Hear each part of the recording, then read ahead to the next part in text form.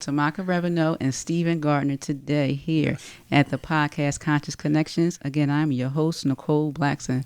So today we're going to talk about what does it mean to consciously connect. So we're going to jump right into it. If you both could answer the question, what does it mean to consciously connect with your partner, your fiance? Nicole, go first. Oh, so you want me to jump right in? Scaredy cat. Well, it means to have a connection with your partner, like an understanding, a clear understanding. Mm-hmm. You don't always have to agree, but there's that minimum that you know there's a respect level due there, and how we approach each other, how we talk to each other. She's big on that. She's always like, Steve, you have a way of talking to me that I'm not cool with. So, but that's just me being me. But yeah. I feel like consciously connected means like on a mental and a spiritual level, like even the unspoken. Sometimes you just feel that person's presence in their essence and you know you're connected. I'm really big on connecting, so I know when we're connected and when we're not. Mm-hmm. I can feel it. You know, it's like a vibe. It's like a flow, an energy. So that to me is conscious connection when we are having conversations and it's just flowing, when we are just in each other's space, even without words, and one of us may glance over and that is that moment we connected right there. Mm-hmm. Mm-hmm. Like that's it for me. Yeah, that's what I think. Yeah. I like that. You mentioned a powerful thing, Stephen, about like understanding, and then also the way you speak, right? The way you communicate, and you're talking about the energy, just the presence. Mm-hmm. So it's like the very essence of someone, which can deter or invite the connection. Right. Absolutely. So I want you all to kind of share with us. Tell us a time where you know you had to purposely do something to say, no, we're going to connect right now. I see that we're off. This is what we're going to have to do to get us back to center. Tell us a time. Time. Every day. Yeah. Every day. Really. I have a habit of, when we're communicating, I'm very direct. Extremely direct. Me too. Right. I like getting to it, solving it, and understanding what we're talking about. I'm big on context. No, don't give me something else. Give me context of what we're talking about. Let's deal with that. Mm-hmm. Let's deal with this pie first before we put something else on it. But she likes to talk about everything in a broader sense and understanding. So I'm like, all right, I'm done with this conversation. She's like, no, over here. You know what I mean? Like, we have to figure this out. We have to, connect from your perspective. Yeah, no, absolutely. Can you tell us a time when you wanted to tap out? Every day. Give me an example, like a typical conversation where it's like, here you go, talking about yesterday. Every day. When, an example without throwing her under the bus was last night. We're talking to my mother about our wedding or whatever, and I'm like, she called me a groomzilla. And I'm like, I'm not a groomzilla. Like my Your mom voice did just sound like a groomzilla, though. I know. You said, I'm not a groomzilla. I get like a little ogreish, like a little Shrekish. You know what I mean? My mom told her I'm spoiled. My sisters told her I'm spoiled. So I'm used to having my way. And I'm the oldest of my siblings. Mm-hmm. So I'm used to having my way. And I'm like, no, that's not what I want. And this and that. And she's like, well, that's not what I said. I was like, well, I ain't got nothing else to say then. You know what I mean? And she'll be like, no, we're communicating. I'm like, no, we're not. Like, you're trying to tell me that I'm doing something wrong and I'm not. You know what I mean? So I get a little defensive in that, but she tries to roll me back. Yeah, I think one thing with communicating is that we can have an intention, but yet we have a different impact. Right. So last night with me as well. It's like, well, you didn't apologize because I did not do anything wrong. However, that's me. I recognize that your feelings were hurt, which is why I said you got to talk about Nicole, your hurt feelings. Twins. Yeah, we are. We are a little bit. We are a little bit. You know, your ogre size is different than my ogre size, right? But I feel like, we're here. Yep. Get to the point, straightforward. That's what I hear a lot. You're very direct. That's not a bad thing. That's not a bad thing. Right. So tell me about a time for you where you feel like, yeah, we kind of got to bring this together, and this is what you did with that situation. How you use your skills? Well, for me, I'm more like he said, in conversation, I'm more exploratory. I like to explore, well, what was the feeling and the thought in the moment, and what was the point to get to the context. And he's like, no, just please cross the street directly. Don't go around the bush and all of those things. And so a lot of times for me, when I start to feel like, because he's so direct, it can come off intimidating. It'll make me feel sometimes like I'm not being heard. Yeah. So then I want to shut down and I'll get quiet. And then what I realized he started doing for me to re-engage me was a little bit of time will pass. And then he'll say, so I was thinking about something you just said. And although I want to stay shut down, I also know that I'm the person that's always like, no, we have to communicate. Because if we allow us to shut down and shut off our communication now, it's going to only go down. It's not going to get better. So then I'm like, okay, you have to follow the same guidelines that you always preach. Yeah. So when he's then saying that, I'm remembering like, you know what?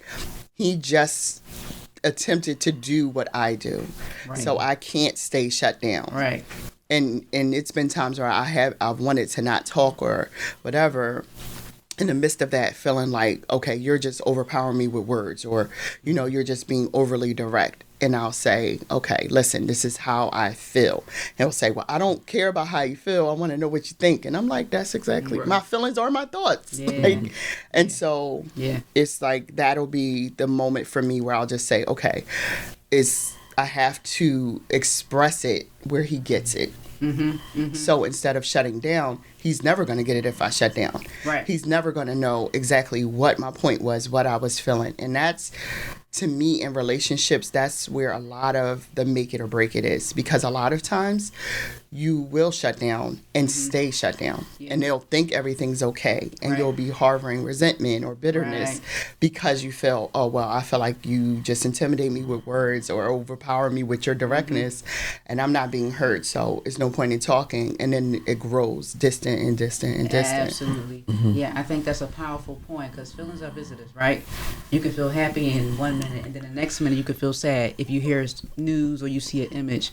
So the reality of it is to consciously say, like, I'm hurt right now. However, I choose to be empowered in this moment, right? I choose to be vulnerable with you and just share that so that we can get back to the flow, right? To that good energy. Feelings are visitors, but all visitors don't need to stay overnight. All visitors don't need to stay for dinner. They can knock on that door. Hey, how you doing? And keep it moving. So I think it's a very common thing that people take for granted and don't recognize how much power is behind like the feelings, because they do derive from the thoughts. But then once those thoughts keep persisting, they turn into beliefs. Right. And now you think he's mean. Because he's direct, right? Yeah. And that's where we get into like the labeling. So I want to kind of talk about, like, you're talking about some of the differences you have with communication, but what did you learn most about yourself during this relationship? Ooh. And what was that moment when you like, whoo, I didn't know that about myself? And like kind of take us back. When was a time where it really hit you like, I do this or I am this, and I did not recognize that until this moment. Oh, I want to go first on this one because honestly, Steve has really helped me unearth so much stuff about myself. A lot of stuff. One thing that he said that I really fought tooth and nail until the realization was that I would deflect, because I was like, no, that's not me. I don't want to hear it. Well, this is the reason why, instead of just heading on, taking head on, because he was so direct, it gave me the feeling like, oh, I can hide behind this reason.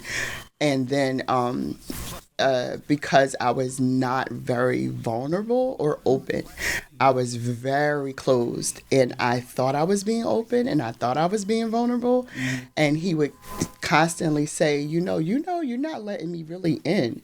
And I was like, no, this is in. For me, this is in. And he was, no, it's much more to you. Yeah. It's a lot deeper to you. And that we went through a phase because I really had lived so much of my life with these walls and so guarded that was normal. Yeah. And he came in and said, sweetie, this is not normal, and this is not what I want. So if this is all you can give, this may be as far as we can go. I mean, not he didn't say it that directly, but in so many words, that's what he was saying. And it forced me to level up in that area in terms of having to do some what I call soul work. I had to go back and do some more soul work. I had to go back and realize, well, why are you so closed? Why do you have such a level of hindrance when it comes to vulnerability with this individual? You know, you say you love him and he's your soulmate and perfect in all these ways, but yet and still you're still stopping short in these areas. So for me, those two areas, it's a million more, but for a time, I'm going to only touch on those two because especially the opening up and the vulnerability, that was the biggest for me because I really was like, no, I don't know what you're talking about. That's not me at all. Yeah, that's good. Stephen, when was the time where you recognized, like, all right, she's finally opening up? We had a situation where we were talking about things in her past and whatever, and she, you know,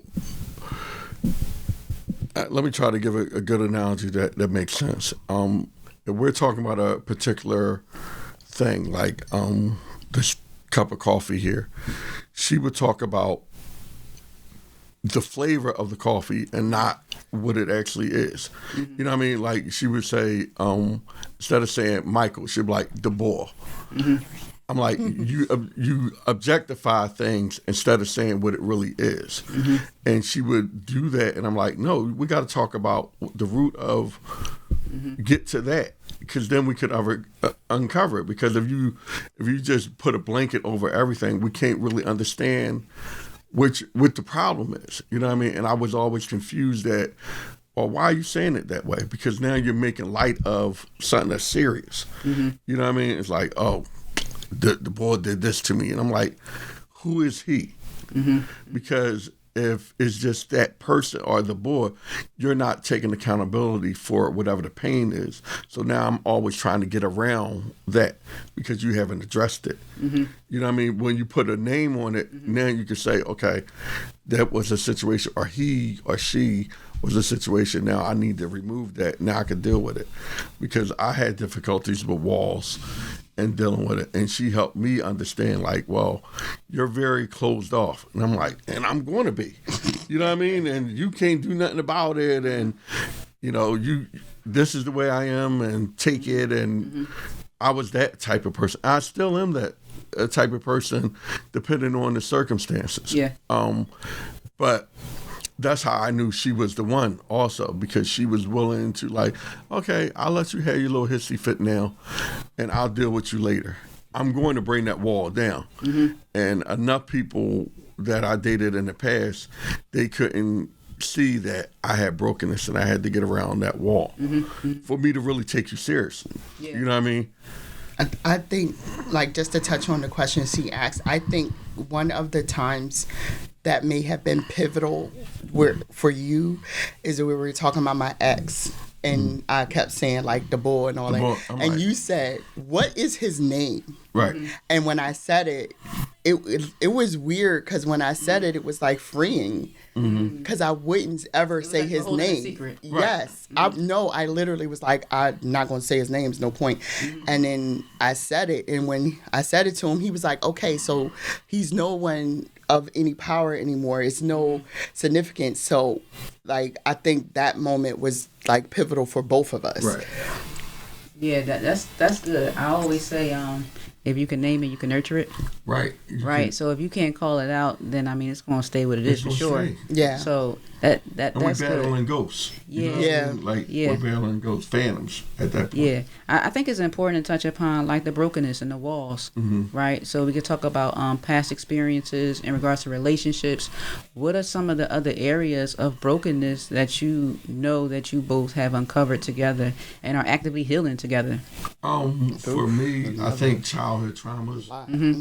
I had a lot of, so I have siblings, but my biological mother, she was mentally ill. So I'm her only son.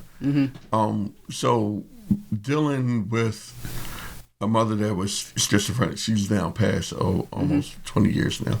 But dealing with that and growing up, I've always had to overcompensate and try to be. I had to figure out how to make myself happy, and that came with a lot of costs because I would over satisfy, over love. I would do everything over the top just to fill that kind of void. And I had other people in my life that, I recently lost my aunt, but she raised me from the time I was like 3 years old. So that factor became my mother. It's my mother's sister. And, she did a great job of taking, but she also had to raise 3 other girls. So it's like, I always felt like I was odd man out, you know what I mean, in situations, and my brothers and my other sisters, like, I always felt like I'm with a family, but I'm alone at the same time. You get what I'm saying? So I've always had walls up, you know what I mean? Like, they weren't transparent, but nobody knew they were actually there. Right. She started uncovering these walls. She's like, well, why do you feel this way about this? Or why do you do that for this person? And like, she would always tell me like, well, you have certain allowances for certain people, because I started categorizing people in my life and where they fit in at and how I, dealt with them. Yeah. Not realizing I would have walls up and I would give certain people allowances for certain things. And she's like, well, you don't do that. And I'm like, well, why are you questioning me on that? Because I didn't want to deal with it. Yeah. And she would always call me to the carpet with it like, I'm like, all right, so this is how I feel, and you don't understand. We always tell people they don't understand without giving them the courtesy to let them know they do understand. You know what I mean? So we quick to dismiss other people's assessments of us and why we do things. Yeah. So for a long time, that was hard for me. And though I still, because I've dealt with abuse, I've dealt with so many other things, I still have different layers. But slowly, I have somebody I trust. Right. To go through that with me. And that's how it was certain things I had to get through. But as the interview goes on, certain things I had to get over hurdles that made me realize, oh yeah, she is the one. Because I couldn't get through them with anybody else. You know what I mean? And it would always cause issues somewhere in that relationship because I wasn't addressing things that I should have addressed. Right. You know what I mean? Yeah. And for me, I dealt with a lot of childhood trauma, and it's actually like what I do now. That's funny how the things that come to destroy you actually prepare you for your calling, your purpose, and all of those things, like you with Love Jones, and now look at you here. So, Nicole, just to answer your question, for me, I had a very tumultuous relationship with my mother, and it caused all of these splits to come with me not necessarily wanting to attach to people because of fear of attachment, the vulnerability issue, and so it also led to me picking people for relationships once I got to that wasn't necessarily the best people for me, because I was searching for that same dysfunctional type of relationship because that was the only thing I had connected to love. And so I had went through some healing and did all of that, but one thing I realized is even in your single time when it's just you and you do your level of healing, there's always another higher level, because once now you're in a relationship with someone and they're challenging where you are and you feel like you have succeeded and have achieved so much, and then you're at this level and they're like, no, come higher, and you're like, this is as high as I can come. Stepping on my toes. Ouch. Listen, okay, I'm preaching to the choir. Ouch. So once me and him began to actually get deeper and have to begin to form feelings and care for one another. And all of these things started to rise to the top of my pot. Yeah. And he started saying, like, no, I'm holding you accountable. I'm calling you to the carpet. These are things that's inside of you. And I really struggled to see them because in my mind, I've done all my healing and I've done my work. I don't know what you're talking about. There is nothing left in me. And he was like, no, there is a lot. Right. And I did the work. I'm like, no, clock back in. Whew, okay. Ouch. So and for me, then I started to see like there was levels that needed to be worked out within a relationship. Yes. That I needed to now go back into work and realize, okay, now this is where. Yeah. Okay, so now you got to start trusting people. So now you got to start. Right. He would say stuff like, "Well, why do you believe that? Well, what makes you think that that's right? How come you are okay with accepting that?" And I would be like, I don't know. What are one of the things that you used to accept you no longer do from being in this relationship? Hold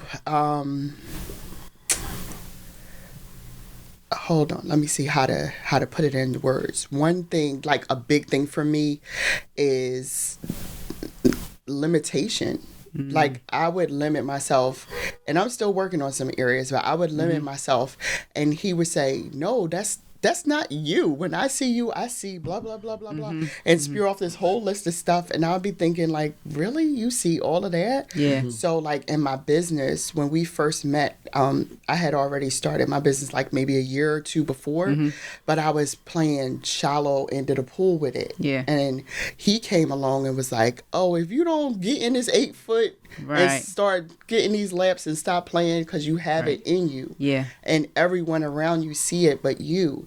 And I started okay, let me doggy paddle out to the middle of this pool. And then I just, okay, maybe I can Michael Phelps a little bit. Yeah. So that is one area that he definitely was like, no, you can't play small. Stop. You're selling yourself short. Yeah. You have all of these things in you, all these abilities and all of these traits. And you yourself is like, okay, I'm okay with just right here. This is enough for me. I'm fine right here. Yeah. And no, it can't be fine. And that is an area that he really was like, no, not at all. Yeah. I think that's so rich because some of us, a lot of us are doing our healing work, right? We've been in quarantine. We've been spending time with ourselves, right, by choice or not. And we've been having to get real up close about what's been going on the inside. And I think that as good as we feel, and we feel like, whew, I released that, we really don't know until we actually get to apply it with other people in relationship. So if somebody is testing you, so to say, or challenging you, hey, that's where your growth is. Right. And a lot of times we think if somebody is challenging us, then they're trying to fight us. Right. And it's not the same thing. So I'm so happy that you all were kind of able to put that in perspective, because people sometimes think that arguments, conflict, they're just inherently bad. Right. And it's like, no, there's so much opportunity in that to understand one another, to grow together. There's a lot of jewels in there if you allow it to be just what it is and not deal breakers. Like I try to break deals all the time with her. And like, all right, well, you can leave then. And she'll go down the steps. Then she'll come back up and it's like, you know what? I ain't going nowhere. And this is why, and you're going to deal with this. And then I'll just sit there and pout. Like, why are you doing this to me? You know what I mean? Because I wanted to escape. I wanted to escape, and because it was more comfortable to not be, even though I'm a big accountability person, it was hard for me to be accountable in certain things to her. All of us. Because I knew, like, oh, these are defining moments I'm making with her, and I did not want to make a mistake. So it was very hard for me to just, take everything and accept things that she was saying to me. But like I said, we would have some drag out arguments. Yeah. And she was like, I don't like fighting. I'm like, but we need to. Yeah. We gotta need address to. it. You We gotta have to answer address it. Your Yeah. question from earlier, that was definitely one of my areas I would try to run in. Because when you have trauma as a child and you were bathed, grown, and inhabited a whole society around you, everything that you know is fighting, arguing, strife, contention, you don't want that in your relationship. Right. But I could not at first identify the difference between what he and my mentor, one of my best friends, call right fighting. And challenging is different than fighting. Right. And I didn't understand. So when he would say things like, well, you're being combative, all I heard was you're being bad. You're doing something wrong. I wouldn't hear that combative just means you're combating the words that I'm using towards you in this conversation. So it took a lot of growth from me to be able to say, okay, although this is very uncomfortable, you know, these are the beneficial things that's going to come out of this for you in this relationship, as well as to grow you as an individual. Yeah. So I've started to identify, okay, there are moments that you are supposed to fight, but that fight does not mean, you know, that it's a bad thing, that it's wrong, that it's unto death, that it's the end of the relationship. Right. You know? I would say, you're getting on my nerves. And she would hear, oh, so our relationship is over? I'm like, where did that come from? Like, what are you talking about? When did I say that? We broke up? I'm like, because I said you got on my nerves. Like, and she would be dead serious. I was Like, dead serious. you really, so you want to throw it all away? I'm like, what are you talking about? I said I don't Yeah. want to be bothered for the moment. Right. Like, you're not hearing, but you know, It was my funnel. Right. We have funnels. You know. we Yeah, all that have that funnels. perspective. That You're looking at perspective. through those glasses. Exactly. Yeah. Was there ever a time where you all did separate? no, I tried a couple of times and she won't. I tried. How long did you last? Not long. She don't like this woman is a Couple beautiful, beautiful soul, and I try to tell her, like, I feel as though I have a good level of intelligence. I said, but Tomaka, you're so much smarter than me. You're so much craftier than me. You're so much aware than I am. Like, you know, use that. You know what I mean? And when I'll get to a point and I'm like, look, I can't do this because I've been through this, you know, dealing with pulling the past hurts card or whatever. And it's like, no, we're going to get through this. We're going Right. to, we could do this. And I'm like, but I just don't want to. And it was out of fear. And she I would would not call allow me, and she would call me on it. Like, no, well, you're just afraid. You be all right. And you'd be all right. How did you hear? How did you feel hearing that? Like you're afraid. It wasn't comfortable at Yeah. all. I'm like, I ain't afraid. Like, you know, you're putting words in my mouth. Like, Yeah. I'm not. That's not what I said. I'm not afraid of anything. Like, no, but you're acting as if you're having this issue, and that shows that you're afraid, and you're not addressing that. And I'm like, well, you know, you're a poopy face. You know what I mean? Like, I'll be coming like that type Like of. I ain't got nothing else in this. You know what I mean? chamber. I ain't got nothing else in this chamber, so I'm going to attack and try to make you mad to justify my fear. You know what I mean? See, I told you we was going to do that, but she wouldn't play that card. So it was like, oh man, I'm kind of cornered. You know what I mean? So her confronting me, it made me a better person in that regard. You know what I mean? Yeah, or not even cornered. You just giving so much room, and she just sitting back. She's And just now sitting you know back, you're the yeah. only one participating. Right. And it's like, whatever's happening now, I am doing it. I'm doing it. The Yeah. length of a separation Yeah. was words from his mouth, and that was about it. Yeah. Yeah. Well, that's it. It's over. No, it's So not. what in you allows you to be not. present in that? You know what? Honestly, a little bit of what we were sharing before we came on the podcast, and when we both went through our individual seasons of being single, and you know, our relationship with our faith and God and everything, I believed that when I met him, he was exactly what I had been believing for. So I had something to root myself to in those hard moments when we were going through all of that contention at first, because you got two totally different individuals that both are, his words, spoiled. We're both the oldest. We both had a lot of responsibility.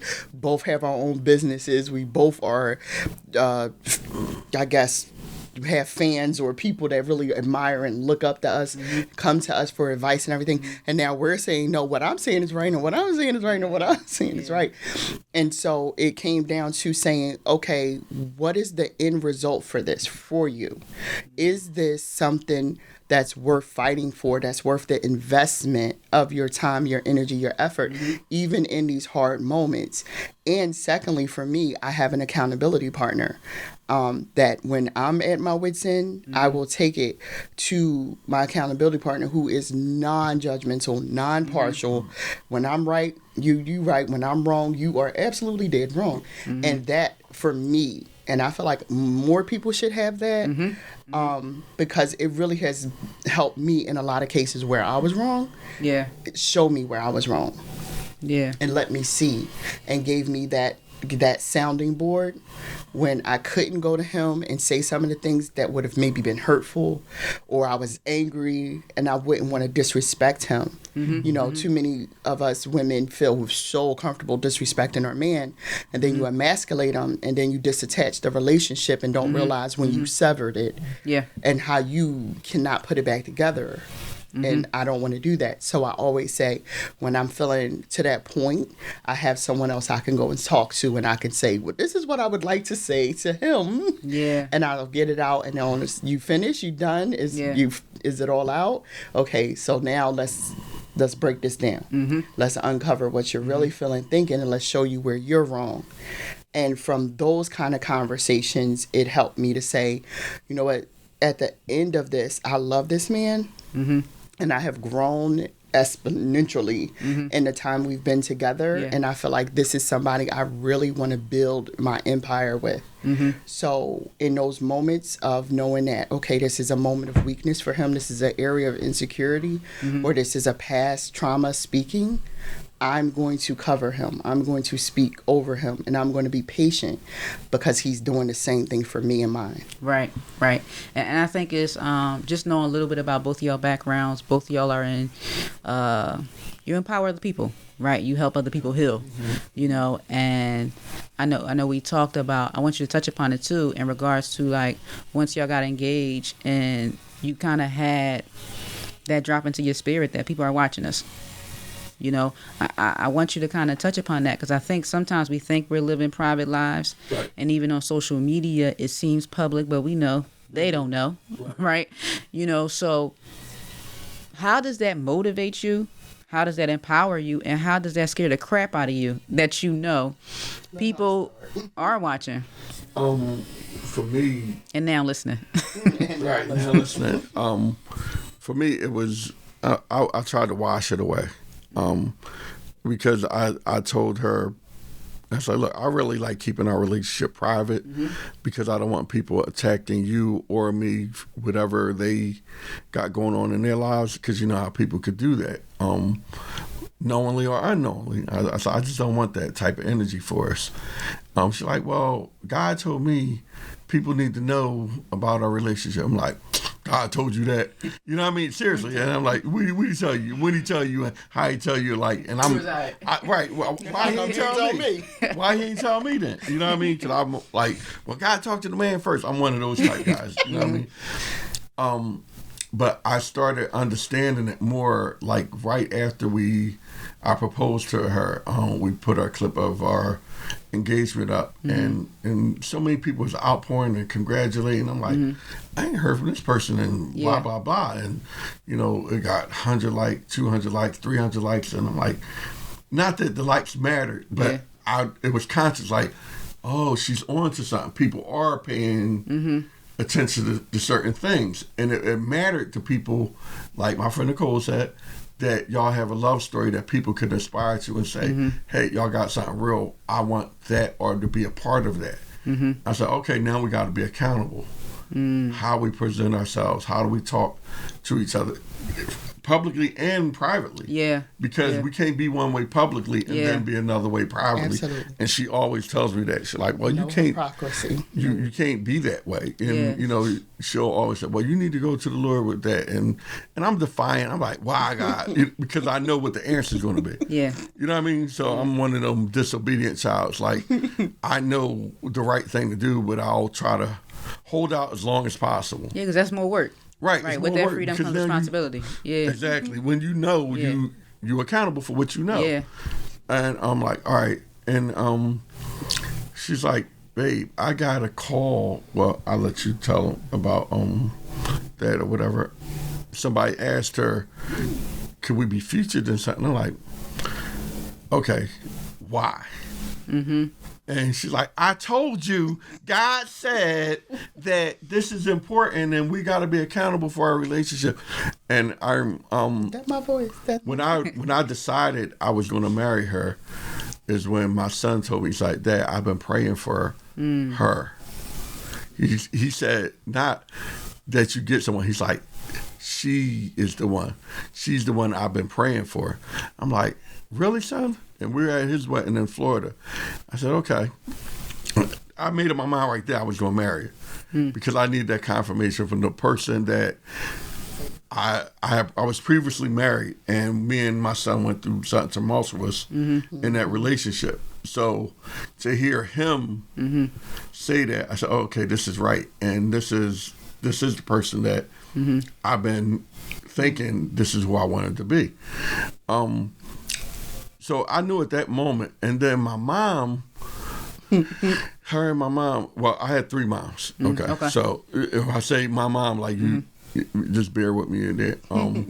My mom and her walking on the beach, and they're talking and stuff, and, you know, they holding hands and they hugging, and I'm like, what the hell is they talking about? You know what I mean? And I'm trying to have a good cigar on the beach. I'm like, they just ruining my whole vibe. I'm like, what is going on down there? You know what I mean? Like, so she comes back, and I could just see the look on her face, like, it was conviction, like, no, Steve, we got to get this right. And I was like, okay, I'm just going to concede and follow and listen to what, you know, my partner is saying to me. And I just wanted to do the right thing by that. And as much as we could talk about, I said, but the thing, I said, Tomaka, we got to be transparent.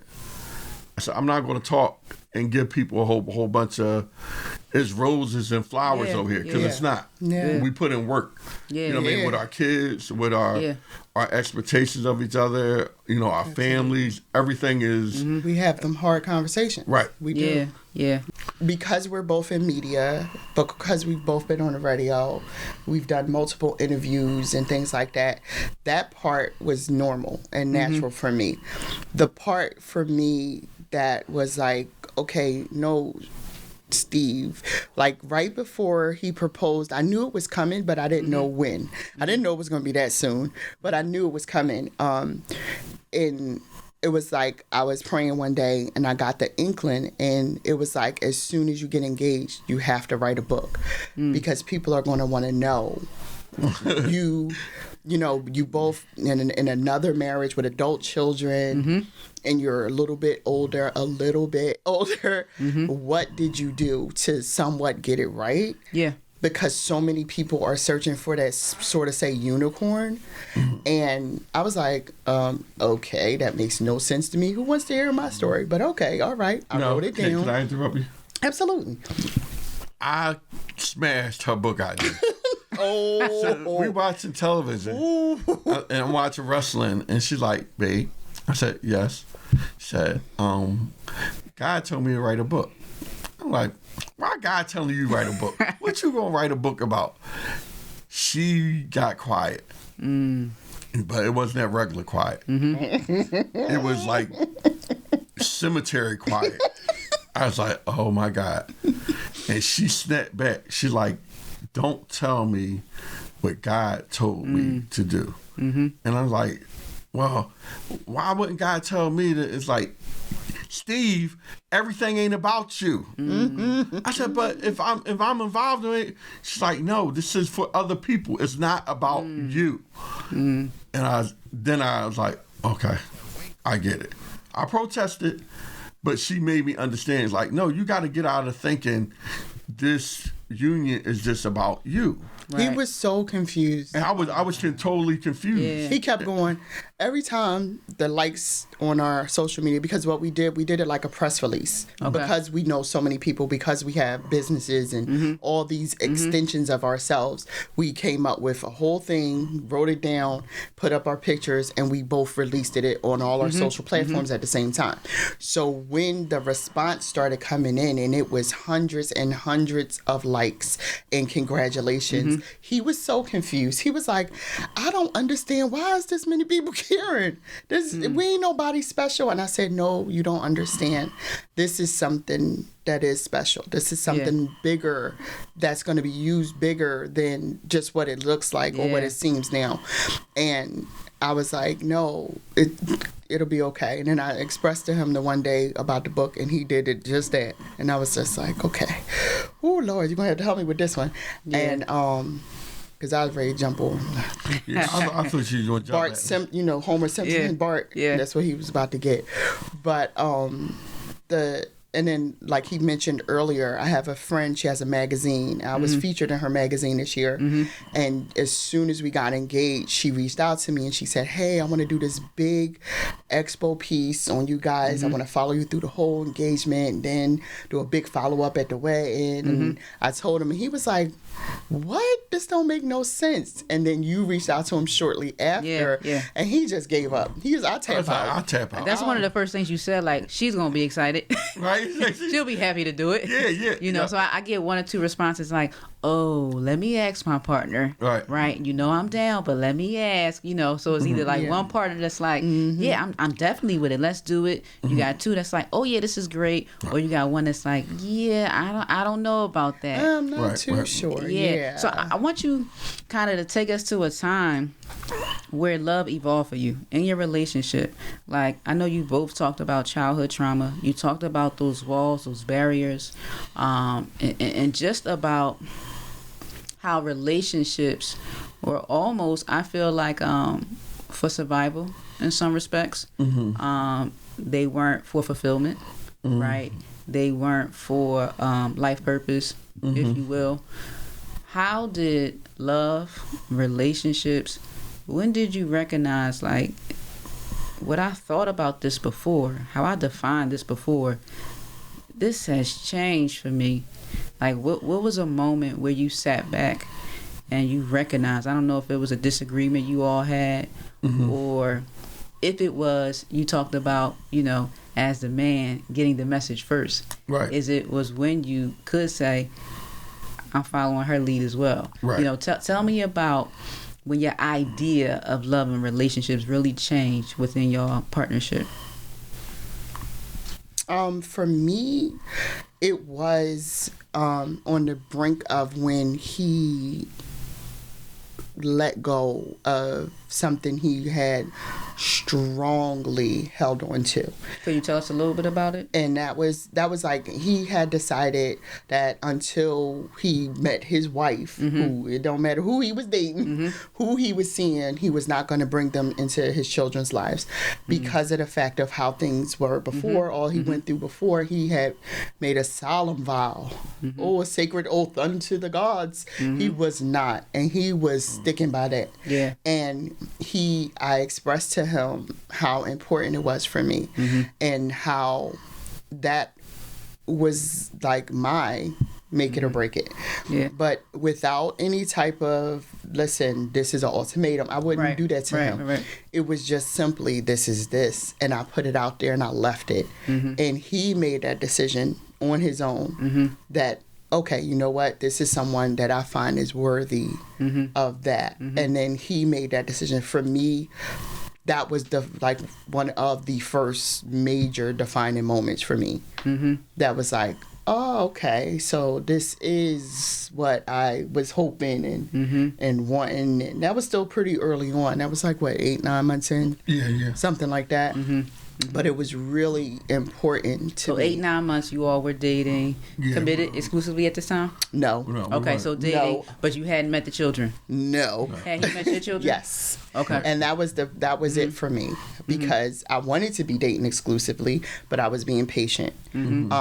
And I wanted him to meet. He said, because I was, divorced and all of that, that he wanted my children to know that I was safe, spending time with someone and having someone new in my world. And so the children had met him.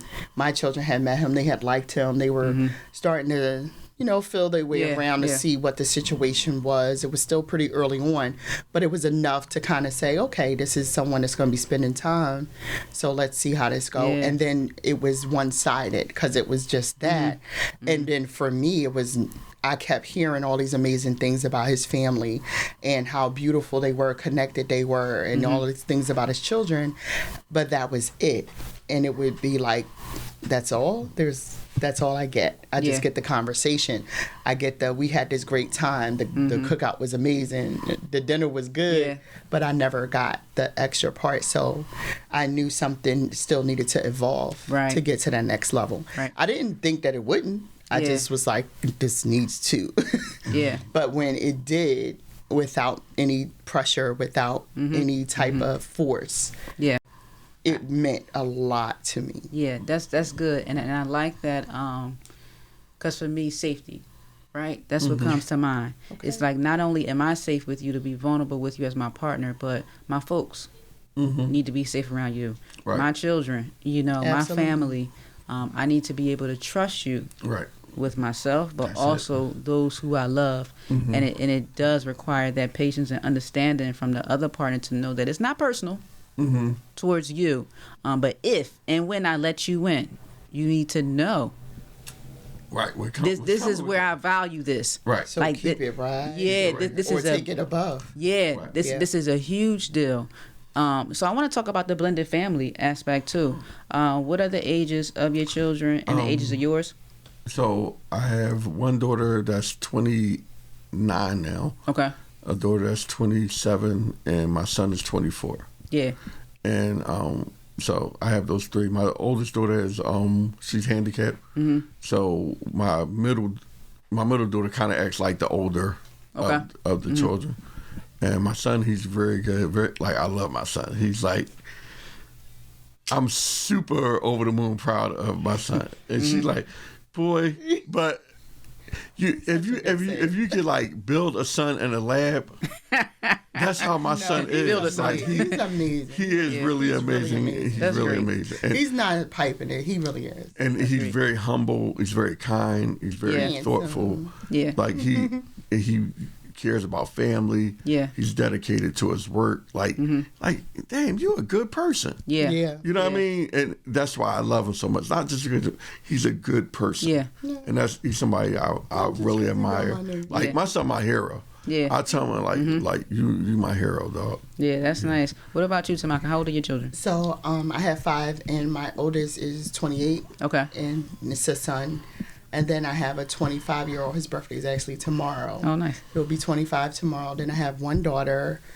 She's 23. Okay. And I have a 19-year-old. He's in college. He goes to Penn State. And then a 14-year-old. Okay. So you still have the 14-year-old. Yeah, well, we split them between me and my ex-husband. So how is that? Because the other children are, adult, besides the 19-year-old in college. How is that with the blended families and marriage? I'm really super close to my kids, so it's not because they're adults, they're not. Yeah. No, so the 25 and the 23-year-old currently are still at home because I wanted them to prepare for life, get their credit together, save their money before they go out, buy a house or some property. So stay at home. So we have that dynamic, and we really do a lot together. So therefore, it's not you guys are off doing your own thing. And they love him. They love him. And I love his children. I know it was very important for him that I have my own relationship with his children, and he has his own with my children. Right. So that when we're together, it just compounds and builds. But when we aren't together, we can still do things. So one of the things that I did early on was I gave him a birthday party, and I like really reached out to his daughter and like connected, like more than just a hi, nice to meet you. Yeah. And made sure I got her number, and we talked, and I had her help me do a lot of the planning and contacting. So I wanted to do that on that level. Like, let's connect deeper than just surface. Right. And let's, go out to dinner. Let's do little things so that we can have our own. And then when we're all together, it's real and it's genuine. And he does the same thing, with our kids. We always do stuff together. Like last Christmas, he was over. I'm really crazy about Christmas Eve, Christmas morning. My birthday's the 23rd. Okay, see, so you understand? You understand. I'm going to say this. So this year, I want to do like a Hallmark Christmas thing, right, for my birthday. I love it. However, I'm not a big Christmas person. Like my partner, she loves it. She loves to decorate, all that stuff. I could care less. It's just my birthday. Right? Gotcha. And just to spend time with They family. probably ruined it for you growing up. I don't even recall. I mean, we celebrated Christmas. My mom said when she had her brokest moment, like when it was like, just tell me a thing or two you want. I came and she was like, this is the best Christmas ever. Oh, wow. So, for me, yeah. I'm a lot more intentional with gifts. Okay. I would rather give a gift that has a sentimental value, something like that you mentioned and I remember versus like, hey, I want this. Can you get that? I'm like, yeah, I guess. I may do it, but it doesn't fill me up. So, for gifts, I like to be a lot more thoughtful with it. I like them to be sentimental. But the holidays are upon us. Do you all have any traditions that y'all do together as a couple, as a family? Well, we're integrating things. Yeah. So my family, we usually get together for like Thanksgiving and Christmas ever. But I have so many siblings. People are doing their own things now too. But we will create traditions for our family and our kids or whatever. The reason why I was feeling so like my kids are important because they didn't grow up in the home with me. Like my son came to live with me when he was 14. I asked his mom, could he come live with me? Because I felt like he needed male influence. And she was about to get remarried. And I love her husband. Me and him are tight. I'm like, but I need to raise my son. And so those type things were important to me. And when I told her, as a matter of fact, you're not meeting my kids. And she's like, huh? Yeah. I said, you ain't meeting my kids? But then I'm like, wow. I said it so sharp. I didn't realize I had came in that Cut me in half. that cold with it. Yeah. But That was North Pole. that my importance, that's when she realized how important it was to me because she didn't fight back like, well, screw you. Like, your kids ain't porcelain or whatever. She realized the importance of it for me. And she does that a lot with me. Like, if I'm really rigid on something, she's like, okay, that's an area I need to smooth out with him and work on with him. And I'm grateful for that because a lot of women, they didn't try that. You know what I mean? They went opposite. Well, I don't need to meet your kids. I'm like, sure enough, don't. Right. You know what I mean? Like, but she like, okay, we'll figure it out. You know what I mean? You don't know, but we'll figure it out. And I love her for that. Yeah. But as far as like going to traditions, we'll have to create new ones. Yeah. What we have adult children. We don't have besides Rowan and my oldest daughter, like, don't nobody want to go to Dave and Buster's. You know what I mean? Like, we had to. No, Tata be wanting to go. Yeah, but Tata is different. It depends on how we catch her. That's you know what I mean? What mood we catch her in. Cause, so my baby Tata, her daughter, she's like, I don't want to do it. Yeah. Then she'd be like, okay. You know what I mean? Yeah. It's hard figuring her dynamic out. And because she's like, I'm so glad he's here, but I don't want to lose my mom. Yeah. But I love Steve. But wait, we don't do these things anymore. And he's helping me through this because I'm like, I don't know what to do with this. Because I had to take her focus off her mom and let her know, no, you're part of a family. Yep. So when I decided I was going to get the ring, I said, well, you and Zayna meet me. That's pick his out daughter and my daughter. Pick out the ring, and we'll go to dinner. You know what I mean? But it was by design. I already made my mind up what I was going to get. I just wanted to spend time with my daughters. Right. And be You know an what I mean? example for And them be an to see example that. for them. So we talk, we laugh. You know, they bought way too many drinks. You know what I mean? That type of stuff. Yeah. And, but we had a moment. Yeah. But then now, when she told her mom, like, yeah, we went out, blah, blah, blah, blah, because she kept calling, like, why are you not home yet? And she was ignoring her and stuff like that. Not to tell her we were out getting a ring. But now she had a moment with me that had nothing to do with her. So that's how we're building. Like, when I met her sons, like, she brought them to my house, and we were just sitting around talking or whatever, and I was trying to pour into them, tell them, you know, my life and, you know, my example of what manhood looks like and all that stuff. And her son, Joe, me and Joe took to each other immediately. And when he was leaving, I don't know if you mind me realness or what, like, Joe was homosexual. So I wanted to make sure that he knew that I had his back. And I loved him with no judgment. Yeah. You know what I mean? You my son. Yeah. You know what I mean? Like, from this moment, you're my son. And I whispered in his ear, I said, you know, I love you. You're my son, and I'm always going to be here for him. And I gave him a nice, strong hug or whatever. Gave him a little kiss on the cheek, and we embraced for a good 2-3 minutes. Yeah. Like, he did not let me go. Yeah. And every time I see Joe, he don't let me go. Yeah. We're that tight. You know what I mean? That's beautiful. And that was important to me. Like, Jeremiah, I started asking Jeremiah, hey, I got this event. Can you come help me out? I'll pay you or whatever. Then it got to, like, you ain't got to pay me, Pops.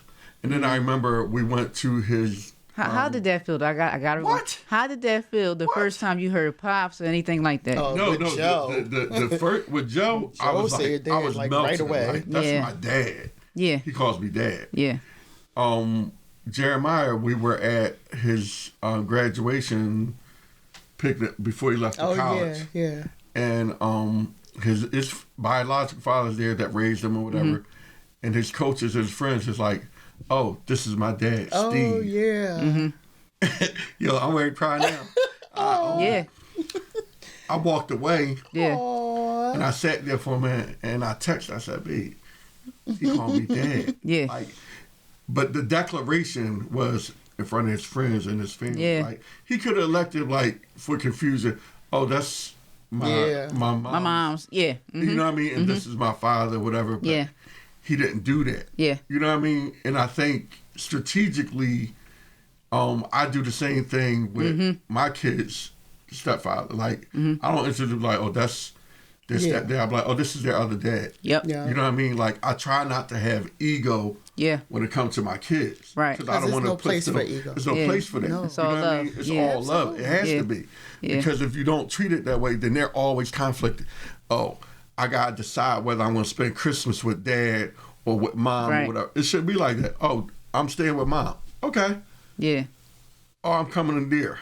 Okay. It should never be they have to make a choice of love Yeah. with their parents. Yeah. You know what I mean? And for him to recognize me like that, that was like, oh my God. You know what I mean? Yeah. And little Rowan, like, That's my 14-year-old. I was like at the engagement party, I'm like, you approve? He like, you know I approve, Pops. You know what I mean? Like, he a little cool dude, little play ball or whatever.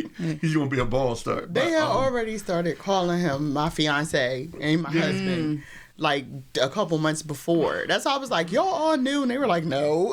Well, we just knew. We just knew. Right. But we didn't know. Yeah, I think that's so beautiful. Being a bonus parent myself, and a couple times over, right? A couple times over, it is one of the most rewarding things that you can do. You know, and it's also as American as apple pie and as black as sweet potato pie. Right. Okay. Right. We're all part of blended families in some way. Like you said, you got 3 moms. Yep. You know, so.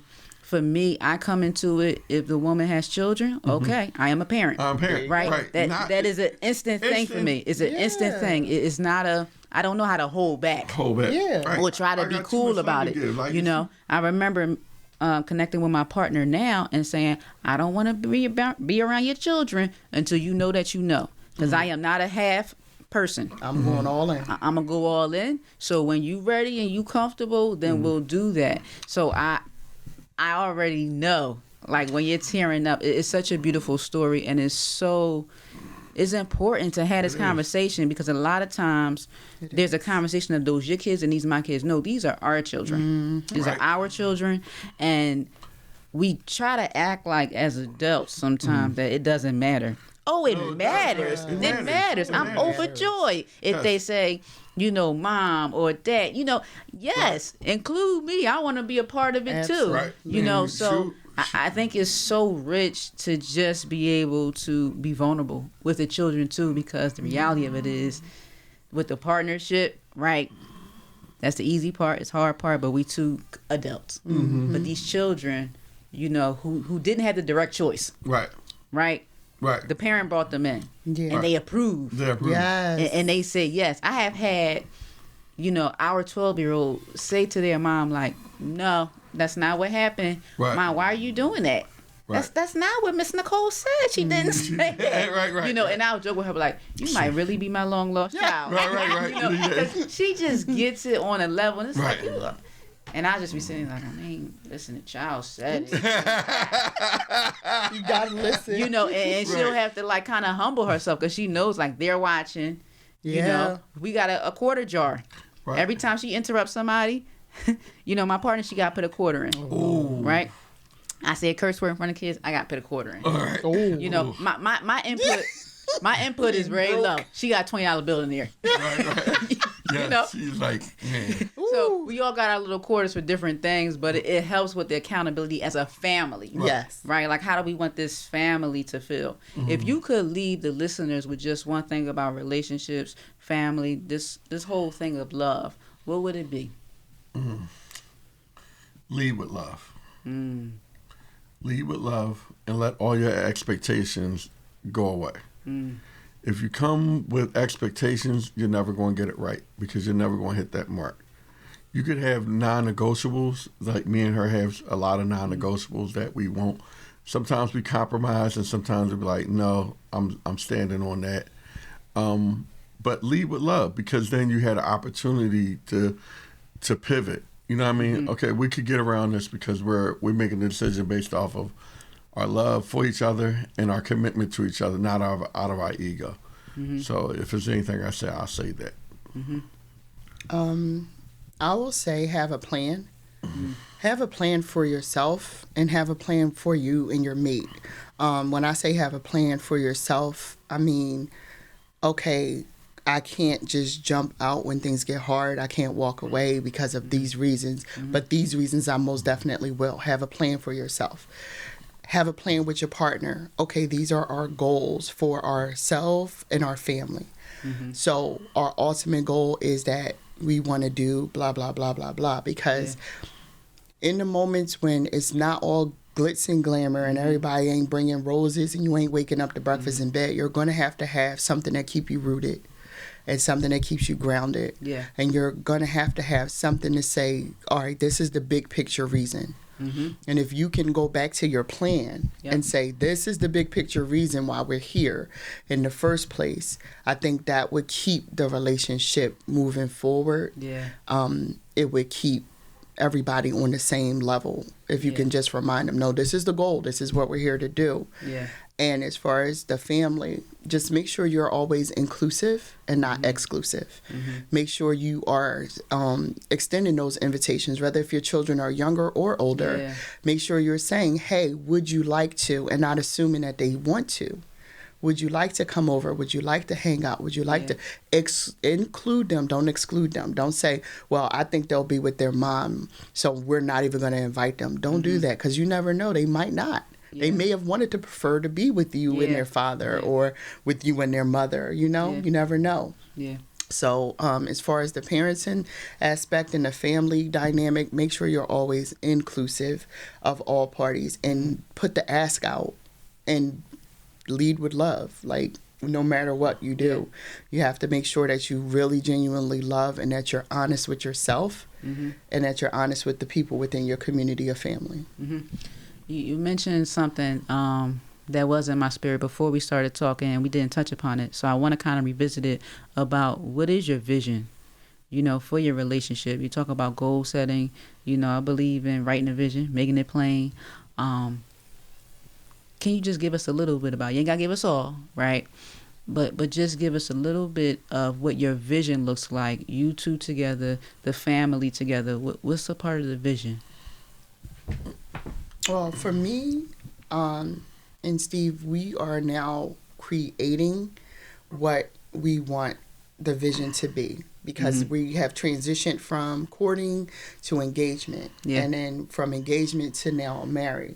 So as we're going through these evolutions, we're creating what we want. We know for sure that we may have been born broke, but we're not dying broke.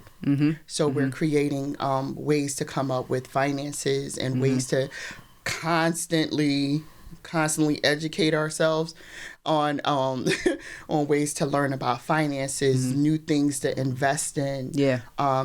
We definitely want to have a few homes. We love traveling, so that's something that we want to do with our children also. We want to not just us two travel, but we want to bring our children. The man was trying to bring our kids on our honeymoon, y'all, but I ain't gonna talk about that.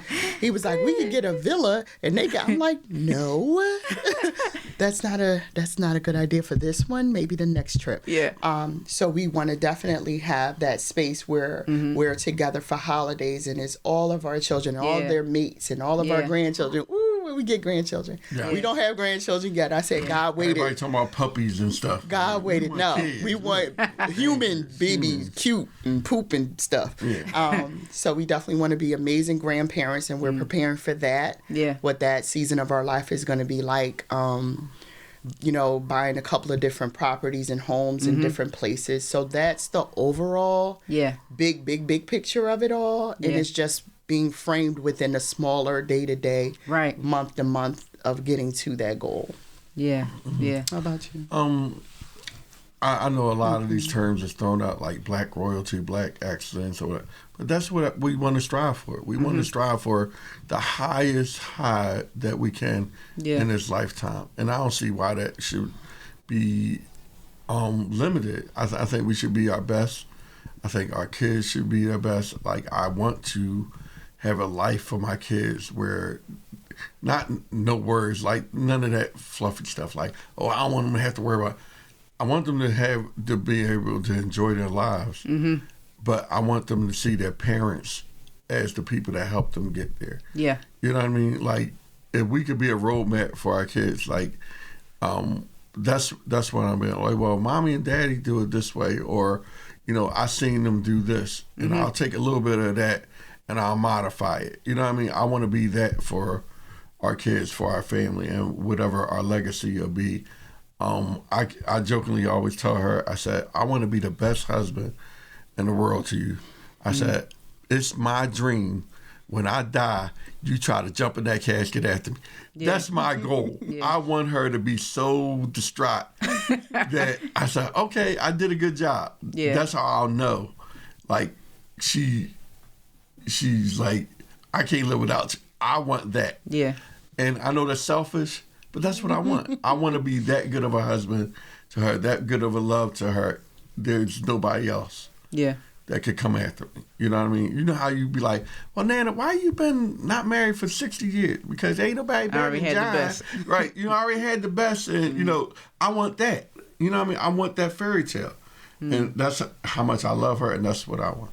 So. Yeah, the fairy tale. I love that you say that, because grew up on Disney, right? The end scene. The end scene is they kiss. Right. But we don't know what happened after Beauty and the Beast gets together, right? It's one of my favorites, right? He been ogre type, right? He the beast, right? She had to be more patient. She got him to finally communicate. Oh God, right? You speak our language. Right, but we don't know the next time he get triggered.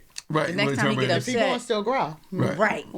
It's not just over now. Now he the prince, but some of that's gonna come up. Right. You know, because that fear is going to come up. Right. Am I going to go back to this? Are you going to treat me like this? Right. So that's why I love relationships and talking to people who are actually doing the work, because the movie, it stops. It stops. At a certain point, and we only see the happily ever after. But really, we just seeing the happy right now. Because tomorrow, what's going to happen is the grit's going to be a little too thick. Somebody going to say something smart. Then it's going to be, I'm not making your grits no more ever. Right. So You're going to forget to pack she's still messing up my coffee, but these things are going to happen. So I love that the goal for you is like, I'm going to be the best husband ever. Meaning, so like every day I'm waking up to be the best husband ever. I'm trying the best version of myself. And this thing about roses keep coming up. Y'all done said about 5 times. And for me, when I think of roses, it's right. All roses got thorns. Right. And some people are like, well, I just want the rose. I don't want the thorn. But that's a part of it. That's part of it. And for me, the special part about it is that the thorns teach you how to hold it a little more delicately. How to take care of it. I like you know? that. No, Poland didn't know. How to take care of it, though, right? Because sometimes we think, oh, this person is so sensitive about their kids. Right. Right? They always want me to talk. Right. You know, he too straightforward. You know, there's a reason for that. Right. And it's not to dissuade you from what you want or to say what you want doesn't matter, but it's for you to just to see like, this matters to me. Right. And I want to protect this thing. Absolutely. Yeah. So I love that. You're a fly on the wall in our conversation. Yeah. Really are. Because those are a lot of things we talk about and approach. Yeah. And those very words, like, this matters to me, understand it. You know, that's big for us. And that should never be a slight against the other person. Absolutely. You know? Absolutely. Yeah. So thank you all for just being with us. I appreciate what you shared, just the pearls of wisdom. I'm going to take some things back. That story just about the children, the family, it warmed my soul. Yeah. You know, there are definitely times where you and your partner, y'all may not see eye to eye, but them kids going to come in the room and be like, I'm doing something right. You know? So they can really sustain a relationship and help, like, inspire and get you back again to be encouraged. So I appreciate that. Absolutely. So thank you all for this time. Oh, thank you. Thank you very much. For having us, Nicole. We appreciate it. Yeah. This was really good timing too, because with all the planning for the wedding and all of that wedding talk, sometimes you're not focusing just on a relationship anymore. And even though we have a million date nights and events to attend together, it's sometimes good just to still be able to sit down and talk about and be like, oh yeah, that is. Oh yeah, I remember that. Yeah. Those moments make it all like, oh okay, this is why I love you. Yeah. Yeah. This is why I love you. This is why I love you. Yeah, that's good. Thanks again for joining me, Tomaka and Steven. You have been listening to Conscious Connections with Nicole Blackson, here talking about relationships and love. We're going to take these seeds away and cultivate these roses, right? And keep growing them. Thank you so much. Thank you. Thank you. Thanks for having us.